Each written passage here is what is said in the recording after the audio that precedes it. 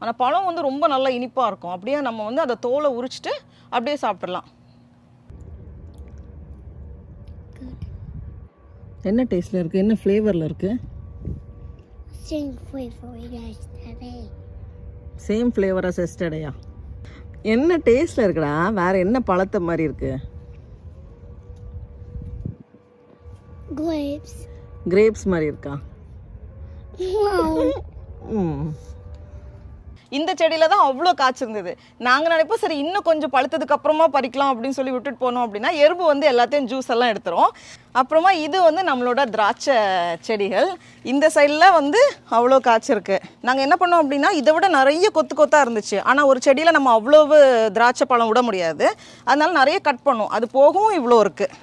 So இங்கெல்லாம் காய்ச்சிருந்தது எல்லாத்தையும் நான் வந்து கட் பண்ணி விட்டேன் அது வளர்கிறதுக்கு முன்னாடி. அப்போ தான் இருக்கிறதுக்கு வந்து நிறைய எனர்ஜி கிடைக்கும். இது வந்து பர்பிள் கலர். போன வருஷமும் நிறைய காய்ச்சிருந்தது, நல்லா இனிப்பாக இருந்தது. ஆனால் எல்லாத்த விட அந்த பச்சை கலர் திராட்சை தான் ரொம்ப இனிப்பாக இருந்தது.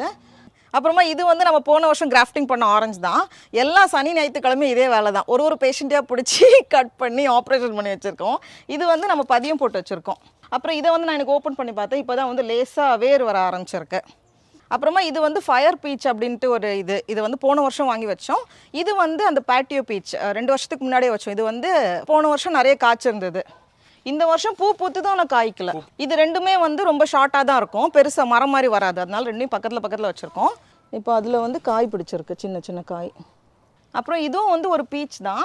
இந்த வருஷம் பூத்துது, ஆனால் வந்து காய் பிடிக்கல, கீழே